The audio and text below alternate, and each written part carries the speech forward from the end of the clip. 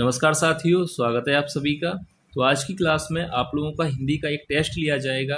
यानी टेस्ट के बारे में मैं आप लोगों को बता दूं कि टेस्ट में कुल प्रश्नों की संख्या 25 है और हर प्रश्न के लिए आप लोगों को 5 सेकंड का समय दिया जाएगा और उसके बाद आंसर भी बताया जाएगा। तो आप लोग क्लास के एंड में बताइएगा कि कितने प्रश्न आज के टेस्ट में आप लोगों के सही गए हैं। तो चलिए ज़्यादा समय न लेते हुए आज की क्लास शुरू करते हैं और देखते हैं टेस्ट का पहला प्रश्न। तो देखिए, पहला प्रश्न है, हिंदी गद्य का प्रारंभिक लेखक कौन है? तो आपको बताना है कि इस प्रश्न का सही उत्तर क्या होगा। प्रताप नारायण मिश्र, लल्लू लाल, महावीर प्रसाद द्विवेदी या ब्योगी हरि। तो आप लोग इसका आंसर सोच लीजिए, आप लोग देख लीजिए इसका आंसर क्या है। तो देखिए, हिंदी गद्य का प्रारंभिक लेखक कौन है? तो इस प्रश्न का यहाँ पर राइट आंसर हो जाएगा ऑप्शन बी। याद रखिएगा, लल्लू लाल। तो यानी पहले प्रश्न का यहाँ पर राइट आंसर हो जाएगा ऑप्शन बी, लल्लू लाल। अब इसके बाद देखिए अगला प्रश्न है, खड़ी बोली गद्य के उन्नायक कौन है? तो यहाँ पर आपको बताना है कि खड़ी बोली गद्य के उन्नायक कौन है। भारतेंदु हरिश्चंद्र हैं, बालकृष्ण भट्ट हैं या मुंशी सदा सुखलाल हैं या प्रताप नारायण मिश्र हैं। तो आप लोग अपने समय का उपयोग कीजिए, 5 सेकंड का समय है। तो देखिए यहाँ पर मैं आप लोगों को राइट आंसर बता दूं, खड़ी बोली गद्य के उन्नायक हैं ऑप्शन सी राइट हो जाएगा, मुंशी सदा सुखलाल। याद रखिएगा, ऑप्शन सी यहाँ पर सही आंसर होगा। तो अब इसके बाद देखिए अगला प्रश्न, हिंदी एकांकी के जनक माने जाते हैं जगदीश चंद्र माथुर, राम कुमार वर्मा, विष्णु प्रभाकर या उदय शंकर भट्ट। तो देखिए यहाँ पर इस प्रश्न का राइट आंसर होगा, आप लोग सोच लीजिएगा, हिंदी एकांकी के जनक माने जाते हैं। तो आप लोगों को इस प्रश्न का सही आंसर बता दूं, हिंदी एकांकी के जनक माने जाते हैं विकल्प बी यहाँ पर राइट हो जाएगा, राम कुमार वर्मा को। हिंदी एकांकी का जनक किसे माना जाता है? राम कुमार वर्मा जी को। अब इसके बाद देखिए अगला प्रश्न देखते हैं, कौन सी रचना ब्रज भाषा की नहीं है? तो यहाँ पर आपको आंसर बताना है कि कौन सी रचना ब्रज भाषा की नहीं है। धनपाल कथा, अष्टांग योग, कोक कथा या कोक मंजरी। तो इन चारों में से कौन सी रचना है जो ब्रज भाषा की नहीं है? तो आप लोगों ने अपना आंसर सोच लिया होगा। तो देखिए सही यहाँ पर उत्तर हो जाएगा कि कौन सी रचना ब्रज भाषा की नहीं है। तो याद रखिएगा, पहला ही विकल्प यहाँ पर सही है, धनपाल कथा, जो कि ब्रज भाषा में नहीं लिखी गई है। बाकी यहाँ पर जो तीनों रचनाएं हैं वो तीनों ही रचनाएं ब्रज भाषा में लिखी गई हैं। तो याद रखिए, धनपाल कथा यहाँ पर इस प्रश्न का सही उत्तर हो जाएगा। अब इसके बाद देखिए अगला प्रश्न देखते हैं, महावीर प्रसाद द्विवेदी को किस संस्था ने आचार्य की उपाधि से सम्मानित किया था? केंद्रीय शिक्षा संस्थान ने, हिंदी साहित्य सम्मेलन, नागरी प्रचारणी सभा ने या संपूर्णानंद विश्वविद्यालय ने। तो आप लोग अपना आंसर सोच लीजिएगा कि महावीर प्रसाद द्विवेदी को किस संस्था ने आचार्य की उपाधि से सम्मानित किया था।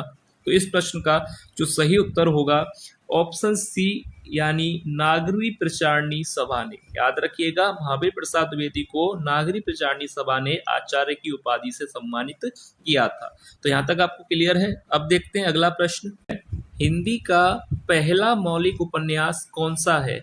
आनंद मठ, परीक्षा गुरु, नहुस या गोरा बादल की कथा। तो जो भी राइट आंसर है आप लोग सोच लीजिएगा कि हिंदी का पहला मौलिक उपन्यास कौन सा है। तो इस प्रश्न का जो भी सही आंसर है मैं आप लोगों को बता दूं, ऑप्शन बी यहाँ पर राइट हो जाएगा, परीक्षा गुरु। हिंदी का पहला मौलिक उपन्यास किसे माना जाता है? परीक्षा गुरु को। याद रखिएगा। अब इसके बाद देखिए अगला प्रश्न है, डॉक्टर नगेंद्र प्रसिद्ध हैं, डॉक्टर नगेंद्र प्रसिद्ध हैं आत्मकथा लेखन के लिए, गद्य गीत के लिए, यात्रा व्रत के लिए या आलोचना के लिए। तो जो भी राइट आंसर है आप लोग अपना आंसर देख लीजिएगा। डॉक्टर नगेंद्र प्रसिद्ध हैं, तो यहाँ पर इस प्रश्न का जो भी सही आंसर है मैं आप लोगों को बता दूं, डॉक्टर नगेंद्र प्रसिद्ध हैं, ऑप्शन डी सही हो जाएगा, आलोचना के लिए। याद रखिएगा, डॉक्टर नगेंद्र मुख्यतः किसके लिए प्रसिद्ध हैं? आलोचना के लिए। अब इसके बाद देखिए अगला प्रश्न देखते हैं, हिंदी साहित्य सम्मेलन के प्रथम अध्यक्ष कौन थे? आचार्य रामचंद्र शुक्ल, मदन मोहन मालवीय, श्याम सुंदर दास या महावीर प्रसाद द्विवेदी। तो जो भी राइट आंसर है आप लोग देख लीजिए, हिंदी साहित्य सम्मेलन के प्रथम अध्यक्ष कौन थे? तो इस प्रश्न का सही आंसर है ऑप्शन बी राइट हो जाएगा, मदन मोहन मालवीय, जो कि हिंदी साहित्य सम्मेलन के पहले अध्यक्ष थे। अब इसके बाद देखिए अगला प्रश्न है, हिंदी के प्रसिद्ध गद्य गीतकार हैं। तो आपको बताना है कि हिंदी के प्रसिद्ध गद्य गीतकार कौन हैं? देवेंद्र सत्यार्थी हैं, महादेवी वर्मा, मनु भंडारी या ब्योगी हरि। तो इस प्रश्न का जो भी सही आंसर है आप लोग सोच लीजिएगा। हिंदी के प्रसिद्ध गद्य गीतकार हैं, तो इस प्रश्न का सही उत्तर होगा ऑप्शन डी, वियोगी हरि। हिंदी के प्रसिद्ध गद्य गीतकार हैं वियोगी हरि। अब इसके बाद देखिए अगला क्वेश्चन देखते हैं। काशी नागरी प्रचारणी सभा की स्थापना हुई।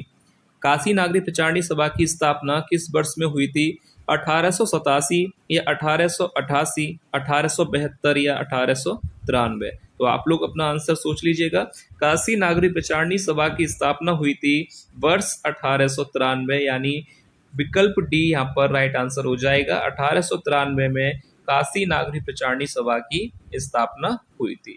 अब इसके बाद देखिए अगला क्वेश्चन है, नागपुर में हिंदी विश्व सम्मेलन कब हुआ था? तो आपको बताना है कि नागपुर में हिंदी विश्व सम्मेलन किस वर्ष में हुआ था, 1974 या 1975 या 1977 या 1978? तो आप लोग अपना आंसर सोच लीजिएगा। तो देखिए इस प्रश्न का जो भी राइट आंसर है मैं आप लोगों को बता दूं, यहाँ पर राइट आंसर हो जाएगा विकल्प बी, यहाँ पर सही होगा। वर्ष 1975 में हिंदी विश्व सम्मेलन का आयोजन जो है नागपुर में हुआ था, याद रखिएगा 1975, यहाँ पर राइट आंसर हो जाएगा। अब इसके बाद देखिए अगला प्रश्न देखते हैं।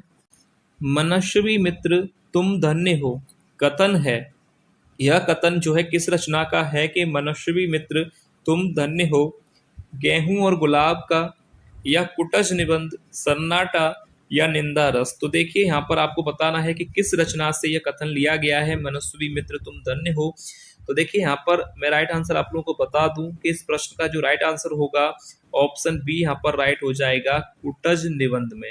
मनस्वी मित्र तुम धन्य हो यह कथन जो है किस रचना में है? कुटज, जो कि निबंध है। और यह निबंध किसका है? याद रखिएगा हजारी प्रसाद द्विवेदी जी का। हजारी प्रसाद द्विवेदी जी का यह निबंध है, याद रखिएगा हजारी प्रसाद द्विवेदी जी का यह निबंध है कुटज, और इसका यह कथन है। अब इसके बाद देखिए अगला क्वेश्चन देखते हैं। जालपा प्रेमचंद के किस उपन्यास का पात्र है? तो 5 सेकंड है आप लोगों के पास, आंसर देख लीजिएगा। जालपा प्रेमचंद के किस उपन्यास का पात्र है? गबन, रंगभूमि, प्रेमा या कर्मभूमि? तो राइट आंसर हो जाएगा इस प्रश्न का ऑप्शन ए, गबन। याद रखिएगा जालपा मुंशी प्रेमचंद के किस उपन्यास का पात्र है? गबन उपन्यास का पात्र है, याद रखिएगा। अब इसके बाद देखिए अगला प्रश्न देखते हैं।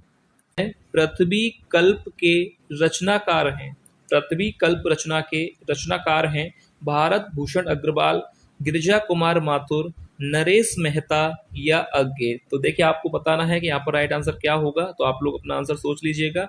तो देखिए इस प्रश्न का राइट आंसर मैं आपको बता दूं, पृथ्वी कल्प रचना के जो रचनाकार हैं वह हैं गिरिजा कुमार माथुर, यानी विकल्प बी यहाँ पर राइट आंसर हो जाएगा। पृथ्वी कल्प के लेखक कौन है? गिरिजा कुमार माथुर।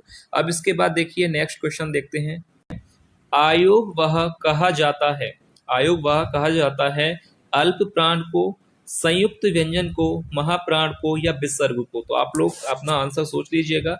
अयोग वाह किसे कहा जाता है? तो इस प्रश्न का राइट आंसर हो जाएगा विकल्प डी, विसर्ग को। यानी अयोग वाह कहा जाता है किसको? विसर्ग को। ये परीक्षा के लिए अच्छा प्रश्न है, इंपोर्टेंट प्रश्न है, परीक्षा में आपसे पूछा जा सकता है, तो याद रखिएगा अयोग वाह कहा जाता है विसर्ग को। अब इसके बाद देखिए नेक्स्ट क्वेश्चन देखते हैं। चौराहा में कौन सा समास है? तत्पुरुष समास, बहुब्रीहि समास, द्विगु समास या कर्मधारय समास? तो ये हिंदी की परीक्षा का व्याकरण का काफी अच्छा प्रश्न है जो काफी बार परीक्षा में पूछा गया है, तो याद रखिएगा। आप लोग अपना आंसर सोच लीजिए पहले। अब देखिए इस प्रश्न का जो भी राइट आंसर है मैं आप लोगों को बता दूं, विकल्प सी यहाँ पर सही हो जाएगा, द्विगु समास। याद रखिएगा चौराहे में कौन सा समास है? द्विगु समास। अब इसके बाद देखिए नेक्स्ट क्वेश्चन देखते हैं। अत्याचार शब्द में उपसर्ग है, अत्याचार शब्द में उपसर्ग आपको बताना है। विकल्प दिए गए हैं आ, अत, अति या अत्य। तो देखिए यहाँ पर जो भी राइट आंसर है पहले आप लोग देख लीजिए। मैं आपको यहाँ पर बता दूं इस प्रश्न का राइट आंसर हो जाएगा विकल्प सी, अति। याद रखिएगा अत्याचार शब्द में उपसर्ग हो जाएगा अति। अब इसके बाद देखिए नेक्स्ट क्वेश्चन है। उथला शब्द का विलोम क्या है? गहरा, समतल, उभार या कोई नहीं? तो देखिए उथला शब्द का जो भी राइट आंसर है आप लोग अपना सोच लीजिएगा। उतला शब्द का विलोम यहाँ पर हो जाएगा विकल्प ए, यहाँ पर राइट होगा गहरा। याद रखिएगा, उतला का विलोम होता है गहरा। ये प्रश्न आपसे परीक्षा में पूछा जा सकता है क्योंकि आया हुआ प्रश्न है। उतला शब्द का विलोम क्या हो जाएगा? गहरा। अब इसके बाद देखिए अगला प्रश्न देखते हैं। जिसके पास घर ना हो के लिए एक शब्द आपको बताना है कि जिसके पास घर ना हो के लिए एक शब्द क्या होगा? ग्रही, अभिषेक, अनिकेत या अंकिचन। तो जो भी राइट आंसर है आप लोग अपना सोच लीजिएगा। जिसके पास घर ना हो के लिए एक शब्द हो जाएगा विकल्प सी, यहाँ पर राइट हो जाएगा अनिकेत। अनिकेत का मतलब होता है जिसके पास घर नहीं होता, और अंकिचन वो होता है जिसके पास कुछ ना हो, यानी जो गरीब है, जो दरिद्र है, यानी जिसके पास कुछ भी ना हो के लिए बोला जाता है अंकिचन। पर यहाँ पर प्रश्न है कि जिसके पास घर ना हो, तो राइट आंसर हो जाएगा अनिकेत। अब इसके बाद देखिए अगला प्रश्न देखते हैं। चटिका का तद्भव क्या है? चटक, चक्र, चींटी या चिड़िया। तो देखिए चटिका का तद्भव आपको बताना है, तो आप लोग अपना आंसर देख लीजिएगा। चटिका का तद्भव क्या है? तो इस प्रश्न का जो राइट आंसर हो जाएगा मैं आपको बता दूं, ऑप्शन डी यहाँ पर राइट होगा चिड़िया। चटिका का तद्भव क्या हो जाएगा? चिड़िया। याद रखिएगा, ये भी प्रश्न आया हुआ है परीक्षा में। चटिका का तद्भव हो जाएगा चिड़िया, यानी विकल्प डी। अब इसके बाद देखिए अगला प्रश्न देखते हैं। मोर का पर्यायवाची शब्द है। मोर का पर्यायवाची शब्द आपको बताना है कि क्या होगा? कलापी, तड़ित, विसिक या विचक्षण। तो राइट आंसर इस प्रश्न का आप लोग सोच लीजिएगा। मैं आपको बता दूं इस प्रश्न का राइट आंसर क्या होगा। मोर का पर्यायवाची शब्द होता है कलापी। पहला ही विकल्प यहाँ पर सही हो जाएगा। ठीक है, याद रखिएगा, मोर का पर्यायवाची शब्द है कलापी, याद रखिएगा। अब इसके बाद देखिए नेक्स्ट क्वेश्चन है, निम्नलिखित में से शुद्ध शब्द है। तो ये प्रश्न काफी बार परीक्षा में पूछा गया है। हिंदी की ज्यादातर परीक्षा में ये प्रश्न आता है कि इसमें से शुद्ध शब्द पूछा जाता है कि शुद्ध वर्तनी वाला शब्द कौन सा है। तो आप लोग भी अपना आंसर सोच लीजिएगा। मैं आपको बता दूं इस प्रश्न का जो सही आंसर हो जाएगा, यानी शुद्ध शब्द यानी शुद्ध वर्तनी है। याद रखिएगा, ध्यान से देख लीजिएगा, काफी कंफ्यूज करता है। ऑप्शन बी यहाँ पर सही हो जाएगा। ठीक है, याद रखिएगा, शुद्ध वर्तनी वाला शब्द इनमें से कौन सा है? Option B. ध्यान से देख लीजिएगा क्योंकि ये परीक्षा में हो सकता है इस बार भी पूछा जाए। अब देखिए इसके बाद अगला क्वेश्चन देखते हैं। उत्साह शब्द का विशेषण होगा। यहाँ पर आपको बताना है कि उत्साह शब्द का विशेषण क्या होगा। उत्साह या उत्साहित होगा या उत्सव या उत्साही। तो देखिए विशेषण पूछा है तो उत्साह शब्द का जो विशेषण हो जाएगा विकल्प बी यहाँ पर सही हो जाएगा, उत्साहित। याद रखिएगा, उत्साह शब्द का विशेषण क्या हो जाएगा? उत्साहित। अब इसके बाद अगला प्रश्न देखते हैं जो कि आज के टेस्ट का लास्ट प्रश्न है। राम की गाय बहुत काली है, वाक्य में काली शब्द क्या है? राम की गाय बहुत काली है, वाक्य में पूछा गया है कि काली शब्द क्या है? सर्वनाम है या क्रिया है, विशेषण है या प्रिविशेषण है? तो यहाँ पर आपको बताना है कि राम की गाय बहुत काली है। काली शब्द यहाँ पर क्या होगा? तो देखिए विकल्प ए और बी तो यहाँ पर हो नहीं सकता, ना ही ये सर्वनाम है और ना ही ये क्रिया है। विशेषण और प्रिविशेषण से ही एक यहाँ पर राइट होगा। तो देखिए मैं आपको बता दूं, विशेषण क्या होते हैं? जो संज्ञा और सर्वनाम की विशेषता बताते हैं। प्रिविशेषण क्या होता है? जो विशेषण की भी विशेषता बताता है। तो काली शब्द यहाँ पर जो है किसकी विशेषता बता रहा है? गाय की। तो काली जो शब्द है वो यहाँ पर हो जाएगा विशेषण। ऑप्शन सी यहाँ पर राइट आंसर हो जाएगा, याद रखिएगा। तो ये था आज के टेस्ट का अंतिम प्रश्न। तो आप लोग जरूर बताइएगा कि आपके इस टेस्ट में कितने प्रश्न जो है सही गए हैं कमेंट करके, और किसी भी प्रश्न पर आपको कोई भी डाउट लगता है तो आप लोग पूछ सकते हैं। तो चलिए मिलते हैं नेक्स्ट क्लास में ऐसे ही और महत्वपूर्ण MCQ के साथ। तब तक के लिए धन्यवाद।